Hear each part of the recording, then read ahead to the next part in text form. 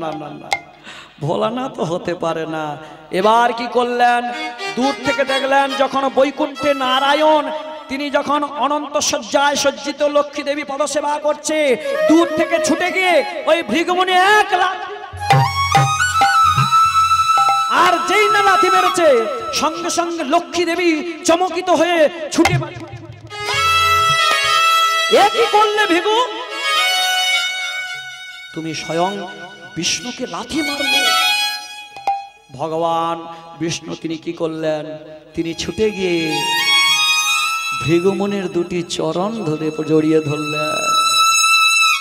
হে ঋষি শ্রেষ্ঠ ভৃগুমুনি, না বুঝি আমার এই কঠিন হৃদয়ে তোমার কমল চরণ দুটি লাগে নাই তো? ভৃগুমুনি ঝরঝর করে কাঁদতে লাগলো। তাহলে ইনি তো বড়, কি গো, জগতে যে যার বেশি ধৈর্য সে হোক জ্যেষ্ঠ সে বা কনিষ্ঠ, কিবা জ্যেষ্ঠ কিবা কনিষ্ঠ, যেই জন বোঝে সেই হয় শ্রেষ্ঠ। সে হতে পারে বড়, তার যদি না ধৈর্য থাকে তাকে বড় বলা যাবে না। সে হতে পারে ছোট, তার যদি না ধৈর্য থাকে তাকেও বড় বলা যাবে না। যে বুঝবে, যার ভেতরে ধৈর্য থাকবে তাকেই বড় বলে। নিতাই গৌর হরি বল হরি বল হরি বল। এদিকে যখন ওই ললিতা যখন মুখ ফুটে বলবে, মুখ ফুটিয়ে যখন বললেন, তখন ওই বিদ্যাপতি বললেন, তোমার বাবা যদি এই কথায় যদি হ্যাঁ মত দেয়, তোমার বাবার যদি কোনো মত থাকে তাহলে আমি তোমায় বিবাহ করব। তুমি যাও তোমার বাবার কাছ থেকে মত নিয়ে এসো। ছুটে গেল, বাবার কাছে গিয়ে বললেন, পিতা পিতা। ললিতা ললিতা, আজকে তোর মুখে এত হাসি কেন, কি হয়েছে বল বল বল বল। পিতা পিতা, তুমি একটা আমায় কথা দিতে পারবে? আরে বল না, তুই তো আমার সবেধন নীলমণি, তোকে ছাড়া আমার এই সাম্রাজ্যে আর কে রয়েছে, কাকে দেব? যা কিছু তোকেই তো দিয়ে দেব। বাবা, আমি ওই ব্রাহ্মণ বেটাকে, ওই বামনের ছেলেকে আমি বিয়ে করতে চাই। কি বললি, কি বললি ললিতা? ওই ব্রাহ্মণ যে বর্ণের শ্রেষ্ঠ, আর আমরা যে জাতিতে সবর, আর আমরা জাতিতে সবর হয়ে আমাদেরকে বিবাহ করতে পারবো? সম্ভব নয়, সম্ভব নয়। বাবা, ওই ব্রাহ্মণের ছেলে বলেছে যদি তুমি যদি হ্যাঁ মত দাও তাহলে কিন্তু আমাকে সে বিবাহ করবে। বেশ, তাহলে আমি মত দিলাম যে ওই ব্রাহ্মণের সঙ্গে তোর বিবাহ হবে। এলো সেই বিবাহের দিন। কি গো, আমাদের বিবাহ ঘরে বিয়ে বাসরে কি বাজে? হ্যাঁ, সানাই বাজে।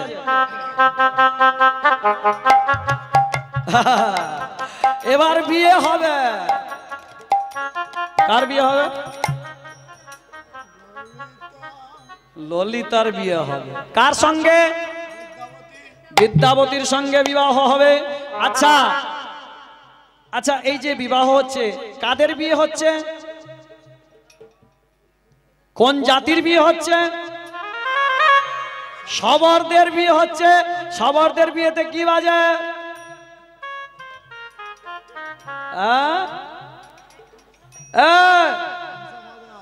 ধামসা মাদল বাজে। দেখেছো, মা জানে। মিষ্টি কে দিবে? মিষ্টি কে দিবে? মিষ্টি দেওয়া হবে। দাঁড়াও, অস্থির কেন? এখন তো স্নান হোক, এখন মেয়ে ছেলেকে স্নান করানো হোক, তারপর তো মিষ্টি পাবে। এই যে বিবাহতে বাজাও। হ্যাঁ, আরে বাজাও বাজাও বাজাও, ওঠো ওঠো ওঠো। আজকে কতদিন পরে আমার মেয়ের বিয়ে ঘর, আর তুমি একটু বাজাতে পারবে না? হ্যাঁ, ছোট কর্তা, ছোট কর্তা, ইয়ে ছোট কর্তা হেড়িয়া খেয়ে খালি কি বুধ হয়ে বসে থাকে কি? ছোট কর্তা, একটু বাজা। হ্যাঁ, ও বড় কর্তা, আরে বাজা।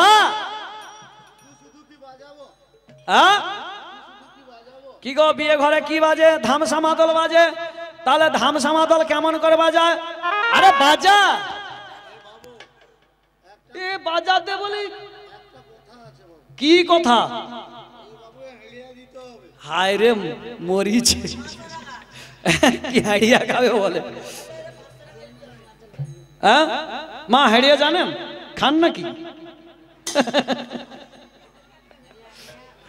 হাড়িয়া খেয়ে মাদল বাজাবে নাকি? আচ্ছা মাদল বাজাও, হাড়িয়া দিবা হবে। ইয়ে তো জ্বালার উপরে জ্বালা রে। আচ্ছা আপনাদের এদিকে আছে পিতা মাতা মারা গেলে আগে মদ দিতে হয়, আছে নাকি? ওরে বাবা, আমি তো জানি আমাদের দেশে আছে, আপনাদের দেশে আছে? হায় হায়, এখন মদ সর্বত্র পূজ্যতে। এই যে বাজা বাজা দেওয়া হবে। আরে হুকুর কুদুম, হুকুর কুদুম, হুকুর কুদুম। কি বাজালে? হুকুর কুদুম। এ কি হুকুর কুদুম বলে? হ্যাঁ পয়সাটা কি এমনি এমনি দেবো নাকি? আবার বলছি, ওরে হুকুর কুদুম, হুকুর কুদুম ধামসা মাদল বাজা। হুকুর কুদুম, ছোট বেটা ঠিক করে বাজা। ললিতার বিয়েতে ঠিক করে বাজাচ্ছে না, এ পয়সা নেবে। বাজা বাজা। এ বেটা বড় চালাক, ফোনে আসবে না, দূর থেকে বাজাবে। এ বেটা প্রচুর চালাক আছে। ঠিক করে বাজা। বলে হুকুর কুদুম, হুকুর কুদুম, হুকুর কুদুম ধামসা মাদল বাজা। আরে মুখে করে বাবা, এ ললিতার বিয়ে হচ্ছে কি? এ তো বুধ হয়ে গেছে। হুকুর কুদুম,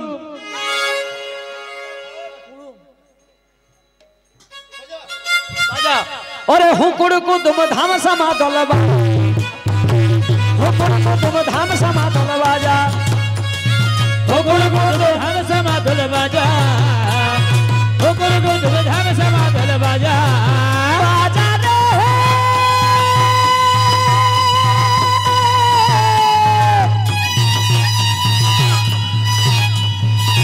বাজা, বাজা রে, বাজা রে। হুকুর কুদুম, হুকুর কুদুম ধামসা মাদল বাজা, হুকুর কুদুম ধামসা মাদল বাজা, হুকুর কুদুম ধামসা মাদল বাজা, হুকুর কুদুম ধামসা মাদল বাজা, হুকুর কুদুম ধামসা মাদল বাজা, হুকুর কুদুম ধামসা মাদল বাজা। হুকুর কুদুম ধামসা মাদল বাজা। হুকুর কুদুম ধামসা মাদল বাজা। দাঁড়াও দাঁড়াও দাঁড়াও দাঁড়াও, হ্যাঁ এ দু বেটা রেগে গেছে। কেন? বলে ধামসা মাদল বাজাচ্ছ বিনা পয়সায় হয়?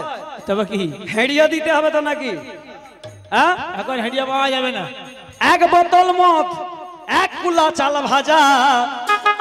হুকুর কুদুম ধামসা মাদল বাজা, এক বোতল মদ, এক কুলা চাল ভাজা, হুকুর কুদুম ধামসা মাদল বাজা, হুকুর কুদুম ধামসা মাদল বাজা, হুকুর কুদুম ধামসা মাদল বাজা। মাদল বাজা, হুকুর কুদুম ধামসা মাদল বাজা, হুকুর কুদুম ধামসা মাদল বাজা, হুকুর কুদুম ধামসা মাদল বাজা। বড় কথা, হ্যাঁ বল। বিয়ে তো হলো, বিয়ের পরে কি হয়? হ্যাঁ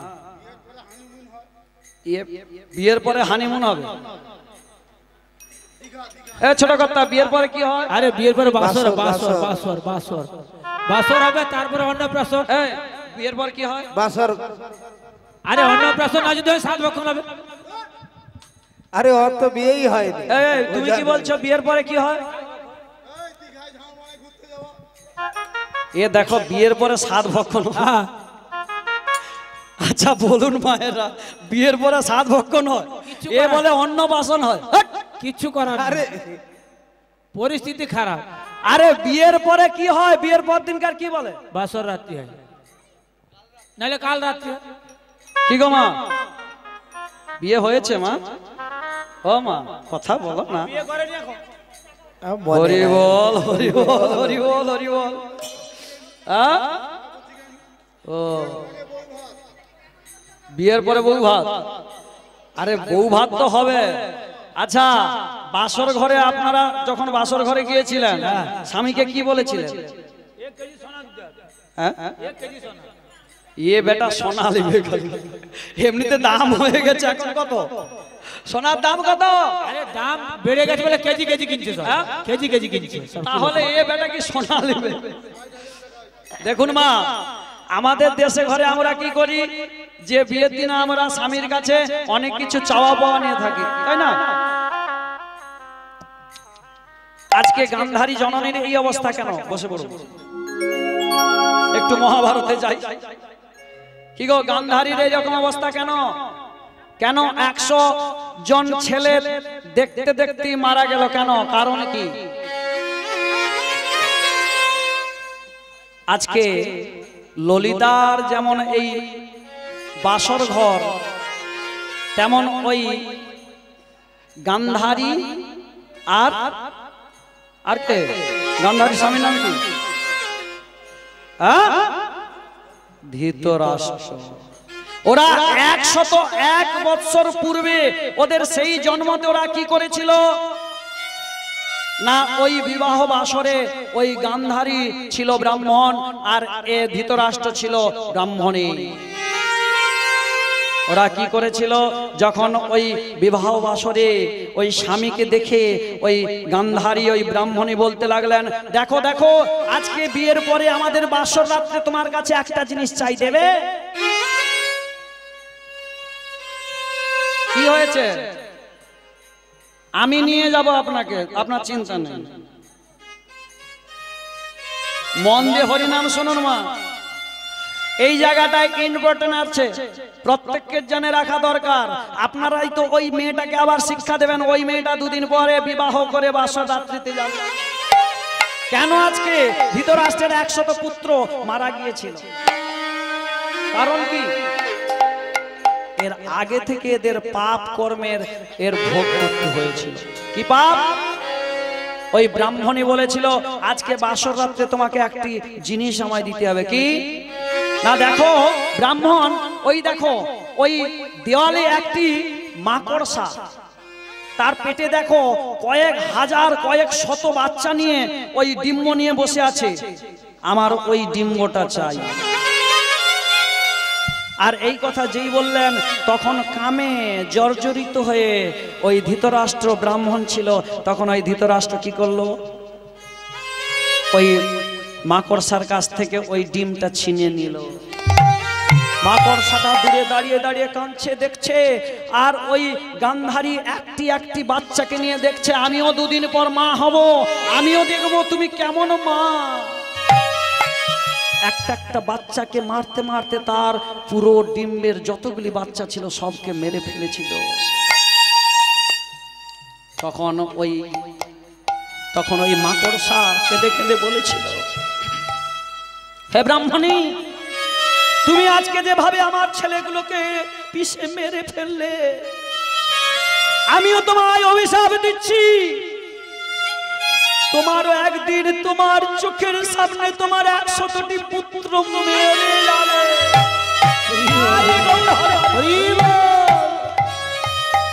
তারই পাপ কর্ম আজকে ওই গান্ধারী ধৃতরাষ্ট্রের হয়েছিল। তাহলে বাবা একটা কথা শুনে রাখুন, পাপ ছাড়ে না বাপকে। সুকর্ম করলেই সুফল পাবে, কুকর্ম করলেই কুফল পাবে। আজকে কেন ভীষ্মের সরসজ্জা? কি কারণ? ওই ভীষ্ম ছিল পূর্বের 101 জন্মে, উনিও কি করেছিলেন? একজন বেদজ্ঞ রাজা ছিল, ধর্মজ্ঞ রাজা ছিল। ও একদিন যখন মৃগয়া যাবে, তখন হঠাৎ দেখে না রথের আগের দিকে একটা বড় সর্প রাস্তার এদিক ওদিক শুয়ে আছে। রাজা তো ধার্মিক রাজা, তিনি মনে মনে চিন্তা করলেন, যদি আমি রথ নিয়ে চলে যাই কি হবে? ওই সাপটি মারা যাবে।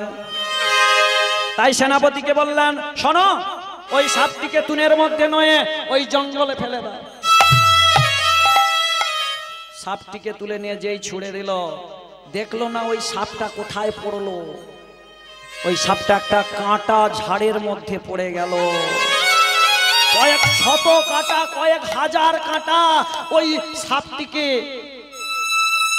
বেঁধে গেল, জর্জরিত হয়ে গেল। ওই সর্পটিকে ডেকে নিয়ে বলেছিল, হে রাজা মশাই, তুমি যেমন আজকে তুমি আমায় এইরকম কাঁটার মধ্যে ফেলে দিলে, আগত যুগে আগত জন্মে তোমাকে ওইভাবে মরতে হবে। তার জন্য আজকে ভীষ্মের সরসজ্জা। বাবা, আমরা জানতেই অজান্তেই মেরে ফেলি। অনেক কীট পতঙ্গকে, পশু পাখিকে এমনিতেই মেরে ফেলি। খুব সাবধান বাবা, পাপ করলে যেদিনকার না যেদিনকে কোনো জন্মে না কোনো জন্মে তোমাকে পাপ ভোগ করতেই হবে। নিতাই গৌর হরিবল হরিবল হরিবল। বলুন, তিনি ওই জন্যই প্রভাসযজ্ঞ করেছিলেন, ওই কারণেই প্রভাসযজ্ঞ করেছিলেন তিনি, যে আমার সব থেকে এই দ্বারকায় যারা রয়েছেন এরা বড়, না আমাকে ওই যে বৃন্দাবনের যারা রয়েছে তারা বড়? আর কোন মা বড়, দেবকী বড় না যশোমতী বড়? এর জন্যই তিনি ওই প্রভাতের তীরে প্রভাস যজ্ঞ করেছিলেন। হ্যাঁ, দ্বারকার কাছে প্রভাস, প্রভাসের তীরে, প্রভাস বলে একটি নদী রয়েছে, সেই তারই তীরে। আর ওই প্রভাসের তীরে আমার কৃষ্ণচন্দ্রকে আবার পোড়ানো হয়েছিল বাবা। হ্যাঁ, তেনাকে যখন এই লীলার মধ্যে আছে বাবা, এই জগন্নাথ লীলা শুনতে গেলে মিনিমাম 2 দিন 3 দিন কেটে যাবে। হ্যাঁ, ওটাকে জ্যোতিষপুঞ্জ বলা হয়। আর জগন্নাথের কোন কাঠ দিয়ে তৈরি? নিম কাঠ। মায়েরা কি বলেন? হ্যাঁ, সবাই একই মত? হ্যাঁ, ये बेटा আবার কি? হ্যাঁ, শাস্ত্রে বললেন ওটা নিম কাঠ নয়, শাল কাঠ নয়, সেগুন কাঠ নয়, আম কাঠ নয়, খ্রিস কাঠ নয়, কোনো বড় বড় কাঠ নয়, ওটা হলো দারু ব্রহ্ম। যে কাঠ আমরা কেউ জানি না, যে কাঠ এখনো পর্যন্ত ওই ভেসে ভেসে আসে, আর ভেসে ভেসে আসার পর সব থেকে বৃদ্ধ পান্ডা যিনি রইবেন তাকে দৈববাণী হবে বা তাকে স্বপ্নদাস হবে। স্বপ্ন দেশে উনি জানতে পারবেন, জানতে পারার পর ওখান থেকে সব মন্ত্রী, এখন যিনি মন্ত্রী রয়েছেন তিনি তার লোকজনের সহযোগিতা নিয়ে ওই পান্ডাদের সঙ্গে নিয়ে স্কন্ধে স্কন্ধেস করে ওই দারু ব্রহ্মকে নিয়ে আসা হবে বাবা। ওটা কেউ বলতে পারে না এখনো পর্যন্ত নিম কাঠ কি আম কাঠ, খেজুর কাঠ, শাল কাঠ, সেগুন কাঠ, কেউ বলতে পারে না এখন। হ্যাঁ,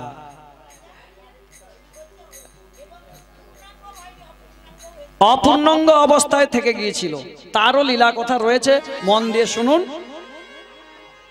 হ্যাঁ,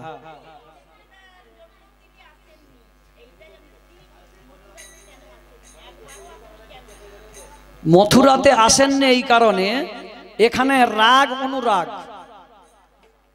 রাগ অনুরাগ, ভগবান তার ভক্তদের সঙ্গে অনুরাগ করতেন। রাধারানী অনেকবার মান করেছিল, কি কৃষ্ণের সঙ্গে মান করেছিল, কিন্তু এই যে রাধারানীর বিরহের জ্বালা, এই জ্বালাটা এমন একটি জ্বালা কোনোদিন ভগবান কৃষ্ণকে মুখ ফুটে বলে নাই যে প্রভু তুমি তো অনাদির আদি গোবিন্দ, তুমি কি পারো নাই? আমার জটিলা, আমার কুটিলা, আমার ননদী কুটিলা, আমার শাশুড়ি জটিলা, এরা আমায় কলঙ্কিনী বলে, আমায় কত কত উল্টো পাল্টা কথা বলে, তুমি কি পারো না এদেরকে শিক্ষা দিতে? কি গো, আমরা হলে আমরা বলে দিতাম, কি গো স্বামী তুমি পারো নাই ওকে শায়েস্তা করতে? রাধারানী এমন ছিল, নয়ন জল ভাসত, কিন্তু কোনোদিন কৃষ্ণকে বলতো না। আজকে আমরা যখন ভগবানকে দর্শন করতে যাই, আমি বলি আমাকে একটা সন্তান দাও, ও বলে আমাকে একটা স্ত্রী দাও, সে বলে আমার একটি নাতি দাও, সে বলে আমার ছেলেটার যেন চাকরি হয়, আমার স্বামী যেন ভালো থাকে। কেউ কি বলি ভগবান তুমি ভালো আছো তো? কেউ বলি না গো। আমরা কেউ বলি না। যেটা বলেছিল একমাত্র শ্রীমতী রাধারানী, যে প্রভু আমার যত দুঃখ হোক, কিন্তু আমার জন্য তোমার জন্য না কষ্ট হয় প্রভু, তুমি ভালো থাকো, আমাকে যত দুঃখ দাও আমার তাতে দুঃখ নেই, কিন্তু আমি যেন এই দুঃখটা সহ্য করতে পারি, এই দুঃখটা যেন আমি সহ্য করতে পারি। রাধারানী এই কথাই বারংবার বলতেন মাগো। আর ভগবান চেয়েছিল যে কতটা ভালোবাসে আমি দেখব। তার জন্য নারদকে দিয়ে আবার সবাইকে নিমন্ত্রণ করলেন, মাকে নিমন্ত্রণ করলেন না, পিতাকে নিমন্ত্রণ করলেন না। কেন? ছেলে যখন যজ্ঞ করে, ছেলে যখন হরিনাম করে, ওই ছেলে যদি বাবার কাছে গিয়ে না বলে বাবা আমি যজ্ঞ করব, বাবার কর্তব্য হবে, মায়ের কর্তব্য হবে। ছেলে যখন নাম যজ্ঞ করছে, ছুটে গিয়ে ছেলের সঙ্গে ওই একই সঙ্গে হরিনাম করব, একই সঙ্গে নাম যজ্ঞে মেতে যাব। সেটা ভগবান ওই প্রভাস খণ্ডে, প্রভাসের তীরে যখন প্রভাস যজ্ঞ করেছিল সেটা দেখিয়েছিল। এসব লীলা যত লীলা করেছেন শ্রীকৃষ্ণের, যতক লীলা সর্বোত্তম নরলীলা। নররূপ নরবপু হয় অনুরূপ, গোপ বেশ বেনুকর নম কৈশোর নটবর, নরলীলা হয় অনুরূপ। ভগবান তার যতগুলি লীলা করেছেন, সব থেকে এই মানুষ রূপে যে লীলা করেছেন, নররূপে যে লীলা করেছেন, সর্বশ্রেষ্ঠ উত্তম লীলা। আর সেই ভগবানকে বোঝা আমাদের পক্ষে বোধগম্য আছে কি? আমাদের কাম্য নেই বাবা ওই ভগবান কি বস্তু। শুধু আমরা উপরটা দেখি, আমরা চিন্তা করি ভগবান। একটা ইংরেজিতে ভাষা রয়েছে, গড ইজ গুড। গড মানে GOD, ভগবান হয় ভালো। গড মানে ভগবান। গড কে? গোকুলে রয়েছে, তিনি কে? ভগবান। কি? আচ্ছা, সব থেকে উপরে যিনি রয়েছেন গোলক ধামে, তিনি স্বয়ং কৃষ্ণ। তার থেকে মহাবিষ্ণু, মহাবিষ্ণুর প্রত্যেকটা লোমকূপে একজন করে ব্রহ্মাণ্ডে, একটা ব্রহ্মাণ্ড, সেখানে আবার 3 জন করে রয়েছে, ব্রহ্মা বিষ্ণু মহেশ্বর, ব্রহ্মা বিষ্ণু মহেশ্বর, ব্রহ্মা বিষ্ণু মহেশ্বর, ব্রহ্মা বিষ্ণু মহেশ্বর। এ কথা আমাদের বোধগম্য হবে না বাবা। এই যে শাস্ত্র নিয়ে আমরা তর্ক করি, বাদ বেতনটা করি, ওগুলো বেকার। ভগবান বললেন ভক্তি যার ভগবান তার। এটাই গৌর হরি হরি হরি হরি। আর কোনো কিছু জানবার দরকার নেই। ভক্তি করে একবার নয়ন জলে বিগলিত হয়ে হা কৃষ্ণ হা গোবিন্দ যদি বলতে পারো, তাতেই ভগবান খুশি হয়ে যায়। ভগবান তো বলেছে বাবা আমি ওই টাকা পয়সা চাই না, আমি ওই ভালো মন্দ খেতে চাই না, আমার অগাধ ফুল দরকার নেই, আমার ওই ভালো মন্দ খাওয়ার দরকার নেই, আমার কোনো অর্থের প্রয়োজন নেই। আমাকে সেবা পরিচর্যা করতে হলে শুধু নয়ন জলে একবার কেঁদে যদি বলতে পারো হা কৃষ্ণ গোবিন্দায় নমঃ বলে যদি একবার তুমি নয়ন জল ওই চরণে সমর্পণ করতে পারো, তাতেই সব কার্য পূরণ হয়ে যায়। নিতাই গৌর প্রেমানন্দে হরি বল হরি বল হরি বল। তাই তো বললেন চেত দর্পণমার্জনং ভব মহাদাবাগ্নি নির্বাপনম শ্রেয় কৈরব চন্দ্রিকা বিতরণং বিদ্যাবোধ জীবনম আনন্দমুদিবর্ধনং পতিপ্রদম পুণ্যমৃত সাধনম সর্বর্থ স্নাপনং পরং বিজয়তে শ্রীকৃষ্ণ সংকীর্তনম। মানে একবার হরিনাম করলে 7টি উপকার হয়। শুধু তাই নয়, যদি একবার চোখের জল ভাসিয়ে তুমি যদি একবার হরি বল বলতে পারো, সারা অঙ্গটা তোমার পবিত্র হয়ে যাবে। তাই তো ব্রাহ্মণগণ কি বলে, অপবিত্র অপবিত্র বা সর্ববস্তাঙ্গত বিবাহ যস্মরে পুণ্ডরীকাক্ষং সবাজ্যভ্যন্তর। অপবিত্র পবিত্র বা তোমার দেহটা পবিত্র থাকুক বা অপবিত্র থাকুক, সর্ববস্তাঙ্গত বিবাহ যস্মরে পুণ্ডরীকাক্ষং। যখনই তুমি পুণ্ডরীকাক্ষের স্মরণ করলে, পুণ্ডরীকাক্ষকে ভগবান বিষ্ণু ভগবান কৃষ্ণ, তার কথা স্মরণ করাই মাত্র সঙ্গে সঙ্গে তোমার দেহ পবিত্র হয়ে যাবে। সে বাহির হোক ভেতর হোক, টোটালটাই পবিত্র হয়ে যাবে। হ্যাঁ, অর্জুন চিন্তা করেছিল যে এত তো যুদ্ধ করে সবাইকে মেরেছি, হে সখা তুমি নিয়ে চলো, আমি গঙ্গায় স্নান করব। বাবা অনেক কথা, অনেক তত্ত্ব বাবা, শেষ হবে না। অর্জুন চিন্তা করতে করতে ভগবানকে বলেছিল, হে কুন্তিয়, ভগবান বললেন, হে কুন্তিয় কোথায় যাবে? অর্জুন বললেন, সখা চলো একটু গঙ্গা স্নান করে আসি। কতজনকে মেরেছি, হ্যাঁ, আমার পাপ রয়েছে, এই পাপটা ধৌত করে আসি। ভগবান বলে, তথাস্তু চলো।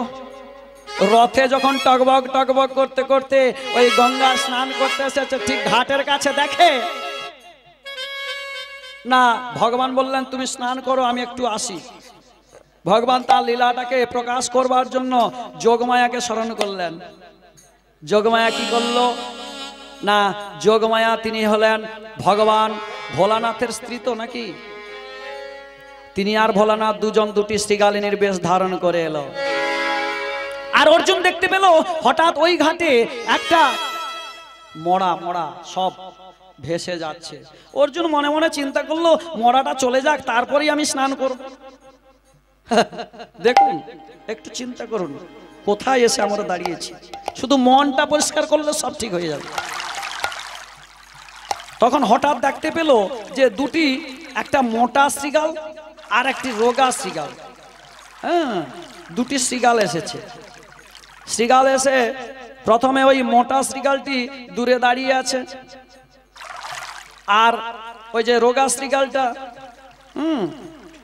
স্ত্রী শ্রীগালটা, ও কি করেছে, গিয়ে ওই মোড়াটাকে টেনে উপরে তুলেছে, ঘাট থেকে তুলেছে। তুলে নিয়ে কি করছে, একবার নাকে শুনছে, কানে শুনলেন, মুখে শুনলেন, শোনার পরে বলছে একে খাওয়া যাবে না। তখন আর একটা যে মোটা শ্রীগালটা ছিল, সে বলে কেন খাওয়া যাবে না? দূর, এ কোনোদিন হরি নাম করে না, একে খাবে। তখন মোটা শ্রীগালটা বলছে, ওই দেখো একজন দাঁড়িয়ে আছে, ওকে যদি খাওয়া যায়। অর্জুনের একটা দাহিকা শক্তি ছিল বাবা, পশু পক্ষীর আওয়াজ বা কথা সে কিন্তু জানতে পারত যে ওরা কি বলতে চাইছে। অর্জুন দাঁড়িয়ে দাঁড়িয়ে শুনছে, বলে বাবা কি বলে রে। তখন মোটা শিয়ালটা বলছে, আরে ওকে যদি খাওয়া যায়, বলে এর থেকে তো আরো খারাপ। কি বলছিস? না হ্যাঁ, আরে ও বেটা জানে না এ গঙ্গার উৎপত্তি কোথায়। যিনি স্বয়ং ভগবান তাকে আদেশ করে নিয়ে এসছে যে গঙ্গা স্নান করবে, এর মতো বুদ্ধু আছে? হ্যাঁ, অর্জুন বলে বাপ রে বাপ, আরে এ কি বলে রে, এত বড় কথা। সঙ্গে সঙ্গে তীর যোজনা করল, তোমাদেরকে মেরে ফেলবো। আর যেই না বলা, ভগবান এসে দাঁড়িয়েছে, হঠাৎ প্রকট হয়ে গিয়েছে, আর সঙ্গে সঙ্গে ভোলানাথ আর যোগমায়া এসে হাজির। কি ব্যাপার? অর্জুন বুঝতে পারলেন যে ভগবানই লীলা করছেন। ভোলান যোগমায়া বলতে লাগলেন, শোনো, যার চরণ থেকে গঙ্গার সৃষ্টি, তুমি তার চরণে পড়তে পারলে না, তুমি এলে গঙ্গা স্নান করতে। হ্যাঁ, অর্জুন ছুটে গিয়ে ভগবানের চরণে পড়ে গেল। বাড়িতে বাবা মা রয়েছে, সেই বাবা মাকে আমরা যখন পায়খানায় যায়, বাবা মা একটা বালতি জল তুলে দিতে পারি না, কিন্তু এই যে বার আসছে না, চতুর্দশী বার আসছে, তাই না, আমার বাবা, তোমার বাবা, আমার দাদুর বাবা, আমার বাপের বাবা, তার বাপের বাবা, হ্যাঁ জগতের বাবা, তাকে গিয়ে কি করি? বোম বোম তারক বোম, ভোলে বাবা পার করেগা, ভোলে বাবা পার করে। কি গো ভোলানাথ বলে বেকার কেন আসিস তোরা? ও কেন আসিস তোরা? আসিস কেন রে? হ্যাঁ? কেন আসিস?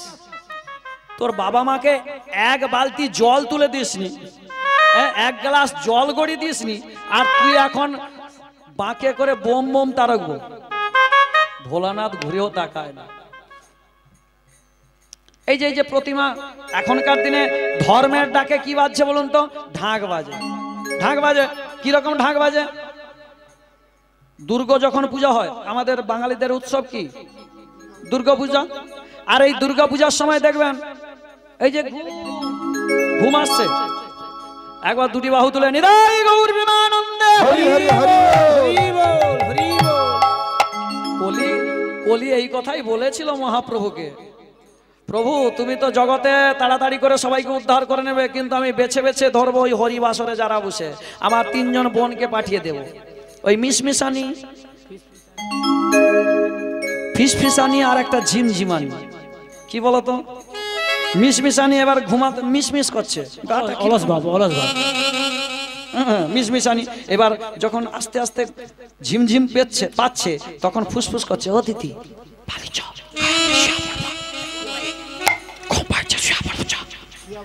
ফিসফিসানি।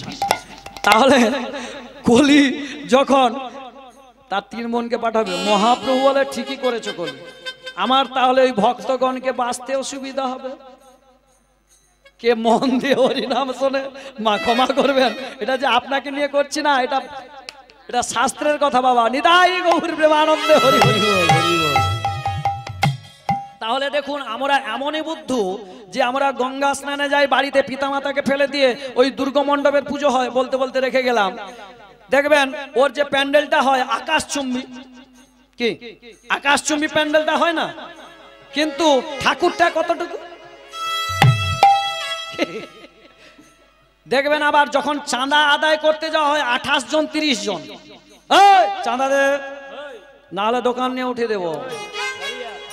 ঠিক চাঁদা আদায় করে নিয়ে এসেছে, ভগবানের যখন আরতি হচ্ছে, এবার কাঁসর ভাট বাজানোর, শঙ্খ বাজানোর লোক নেই। আমরা কি প্রতিমা দর্শন করতে যাই না ওই মণ্ডপের ওই প্যান্ডেল গুলো দেখতে যাই? প্যান্ডেল দেখতে যাই। এখান থেকে বাচ্চা কাচ্চা নিয়ে চক বড় প্যান্ডেল ইচ্ছে, বড় প্যান্ডেল ইচ্ছে। কি গো ধর্মের নামে আজও ঢাক বাজছে। অঞ্জলি দেওয়ার সময় মানুষ খুঁজে পাওয়া যায় না, কিন্তু যখন প্রশাসন হয়, বিজয়ার দিন কি হয়? পাওয়ার মিউজিক, পুলিশ দিয়ে ঘেরে নিয়ে যেতে হয়। বাপরে বাপ, কি গো কোথায় এসে আমরা দাঁড়িয়েছি একবার চিন্তা করুন।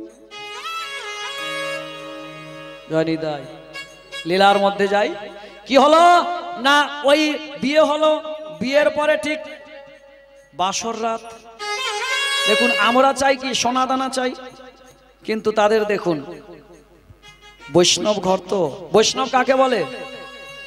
সূচি হইয়া মুচি হয় যদি কৃষ্ণ তজে, আর মুচি হইয়া সূচি হয় যদি কৃষ্ণ ভজে। এই ভগবানের নাম করলেই বৈষ্ণব। বৈষ্ণবের কোনো জাত নেই বাবা, বৈষ্ণব ধর্ম। আর ধর্ম আছেই বলে পৃথিবী আছে, তাই না? পৃথিবী আছে বলে কি ধর্ম আছে নাকি? ধর্ম আছে বলে পৃথিবী আছে। কি হলো না উনি বললেন আমার এটাই চাই, ললিতা বললেন আমার এটাই চাই তোমার কাছে। কি চাও বলো না? তোমাকে কোনোদিন আমার চরণ ছাড়া করা যাবে না, তোমার চরণ ছাড়া কোনোদিন যেন না আমি হই। বিদ্যাবতীকে ললিতা বলছে যে আমার এইটুকু কৃপা করো স্বামী, যদি তুমি আমায় ভালোবাসো তাহলে কোনোদিন না কোনোদিন আমায় চরণ ছাড়া করো না। এখন বিদ্যাবতী বলে তাহলে আমার একটা কথা আছে, বলো তো তুমি আমার কে হও? কি গো আপনাকে যদি আপনার স্বামী জিজ্ঞেস করে তুমি আমার কে হও, কি উত্তর দেবেন? হ্যাঁ হ্যাঁ দাসী স্ত্রী। আশা স্ত্রী যদি হয় হিড় দিয়ে সোজা করতে হবে। হ্যাঁ হ্যাঁ হ্যাঁ গো অর্ধাঙ্গিনী, বাহ হরি বল হরি বল। অর্ধাঙ্গিনী, অর্ধাঙ্গিনী কাকে বলে? হ্যাঁ কি গো অর্ধাঙ্গিনী কাকে বলে? স্বামীর অর্ধেকটা নাকি? দেখেছ দেখেছ? আরে বেটা স্বামীর সঙ্গে ঝগড়া করলে তাকে অর্ধাঙ্গিনী বলে? কি গো মা, স্বামীর সঙ্গে ঝগড়া হয়? মনে হয় মোটেই হয়নি। বাহ বাহ বাহ, খুব সুন্দর। হ্যাঁ, শুধু আমি তো ভাবি আমার ঘরেরটা শুধু কেন আমার সঙ্গে ঝগড়া করে, কি যে হবে। সহধর্মিনী বলে, সহধর্মিনী। সহধর্মিনী, সহধর্মিনী কাকে বলে? যে ধর্মের সহায়তা করে তাকে বলে সহধর্মিনী। বেশ, তাহলে তুমি আমার ধর্মের সহায়তা করবে তো? হ্যাঁ, ধর্মের সহায়তা করব। বলো বলো তাহলে, ওই যে তোমার প্রত্যেকদিন রাত্রে তোমার বাবা যে যে দেবতার পুজো করতে যায় সে কোন দেবতা? না বলো না, ও কথা, ও কথা বলো না। এই কথা যদি আমার পিতা যদি জানতে পারে জ্যান্ত পুড়িয়ে মেরে ফেলবে তোমাকে।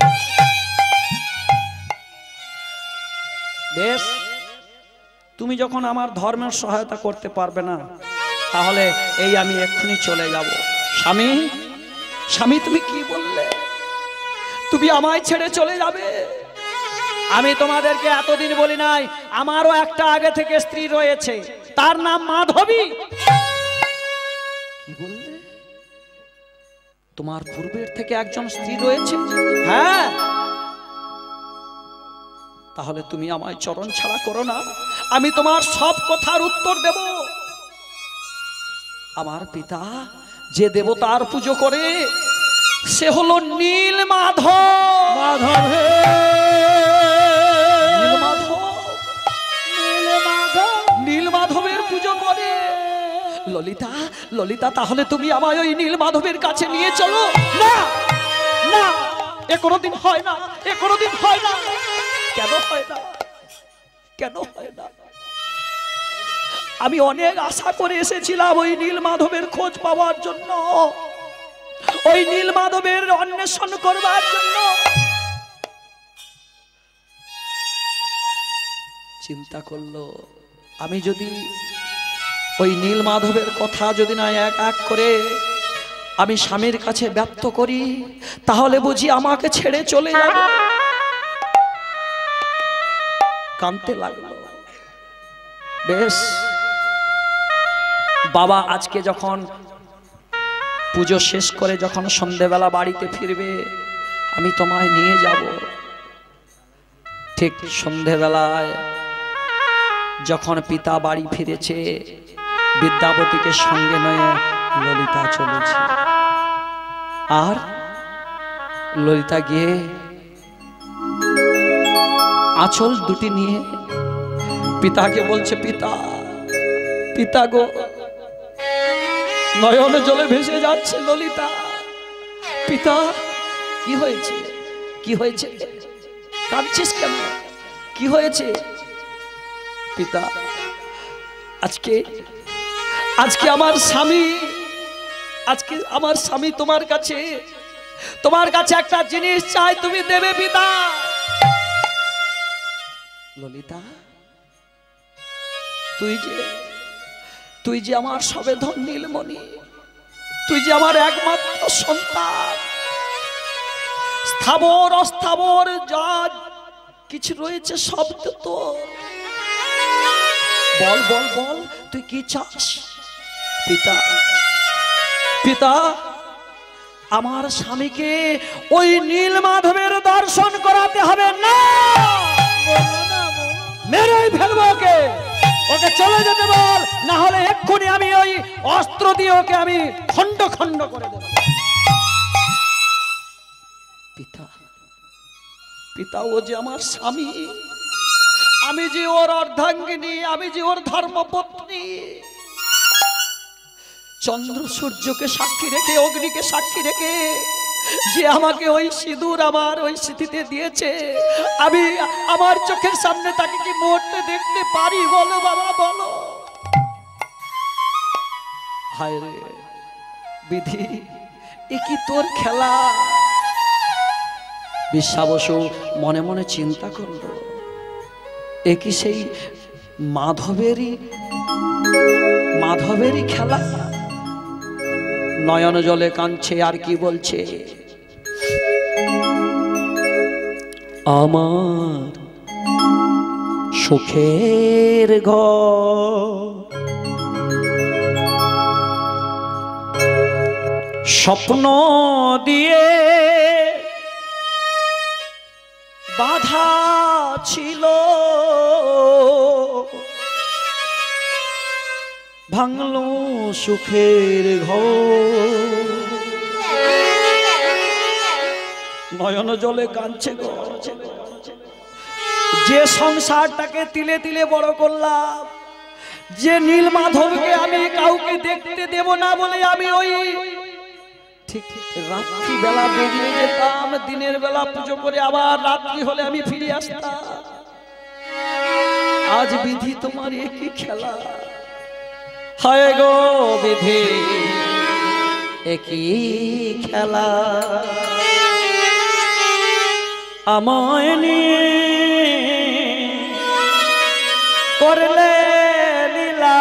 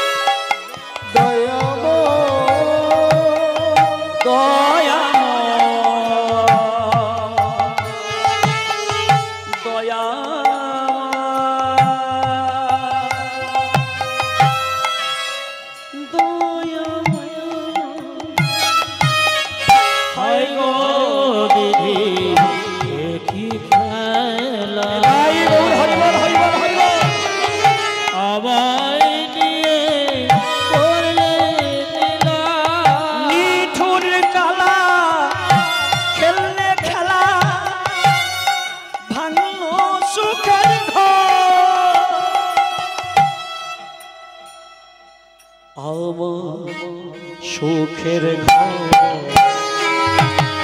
আমার সুখের ঘর বাধা ছিল, ভাঙলো সুখের ঘর আমার সাধের ঘর, আমার সুখের ঘর, আমার সুখের ঘর।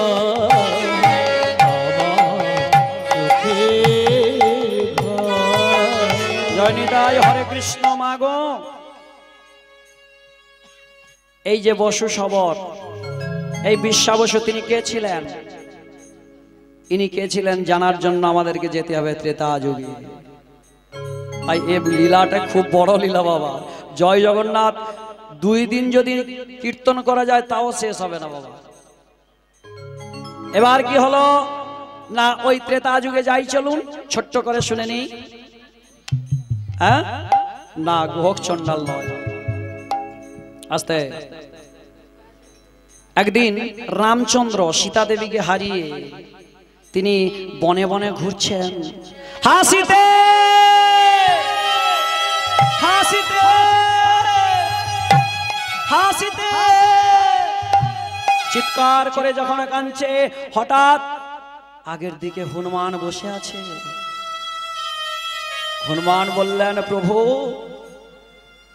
মা জানকীকে যদি উদ্ধার করতে হয় তাহলে প্রভু, তাহলে যে ওই বানর রাজ, ওই যে বালি, ওর যে বানরের সৈন্য সামন্ত রয়েছে তাদেরকে নিয়ে ওই লঙ্কায় রাবণের সঙ্গে যুদ্ধ করতে পারলে তাহলে আমার মা জানকী উদ্ধার করতে পারবো। ভগবান রামচন্দ্র তিনি মনে মনে চিন্তা করলো, হনুমান তো ঠিক কথা বলেছে। তাই তিনি কি করলেন, তাই তিনি ওই কিষ্কিন্ধার রাজা বালির কাছে না গিয়ে তিনি এখানে রাজনীতি করলেন। কি রাজনীতি? মা আজকালকার দিনে রাজনীতি যেগুলো হচ্ছে এগুলো রাজনীতি নয়, কূটনীতি হচ্ছে। কিন্তু বাবা সে কথা আমি বলতে চাইছি না। কি কথা না, আজকালকার দিনে দেখবেন বাবা, ছোট ভাইকে ঠকিয়ে বড় ভাই সবকিছু আত্মসাৎ করে নেয়। এটা কি ধর্ম? অনেক বাবা মা আছে ছোট ছেলেকে ভালোবেসে সবকিছু দিয়ে দেয়, বড় ছেলেকে ফাঁকি দেখিয়ে দেয়। এটা কি ধর্ম? তার জন্য রামচন্দ্র ওই রাজনীতি করেছিল। বালির ভয়ে সুগ্রীব ওই কিষ্কিন্ধা ছেড়ে দিয়ে একটা গুহার মধ্যে লুকিয়ে বসেছিল। কেন? বালির শরীরে ছিল কয়েক হাজার হাতির শক্তি, কোনোদিন যুদ্ধে পেরে ওঠে নাই। তাই নিজের দাদার ভয়ে ওই সুগ্রীব গুহার মধ্যে বসে আছে। রামচন্দ্র তখন ওই বালির কাছে না গিয়ে সুগ্রীবের কাছে গিয়ে উঠল। সুগ্রীব রামচন্দ্রকে দেখে বললেন, প্রভু আমি শুনেছি নাকি তুমি ত্রেতা যুগের ভগবান, তাহলে তোমার কাছে যে যা চায় একাতরে সবকিছু পেয়ে যায়। বলো বলো তুমি কি চাও? তার মূলে আমার সীতা দেবীকে ফিরিয়ে দিতে হবে। প্রভু প্রভু তোমার সীতা দেবীকে আমি উদ্ধার করে দেব, কিন্তু তার জন্য আমার চাই ওই কিষ্কিন্ধার রাজ্য। রামচন্দ্র বললেন, ঠিক আছে তথাস্তু। কি হবে? কি করে হবে? ভগবান কি করলেন? নিজের মালাটি, ওই বনফুলের মালাটি ওই সুগ্রীবের গলায় পরিয়ে দিল, দিয়ে বলল, যা তুমি যুদ্ধ করো। সুগ্রীব অট্ট হাসি হাসলেন। বাবা প্রভু আমি কয়েকবার যুদ্ধ করেও আমি পারি নাই বালির সঙ্গে, আর তুমি বলছো যুদ্ধ করতে। রামচন্দ্র বললেন, এটাই তো রাজনীতি, এটাই রাজনীতি। কি রাজনীতি? না তুমি যখন যুদ্ধ করবে তোমাকে দেখতে আর তোমার দাদাকে দেখতে হুবহুব একই রকম,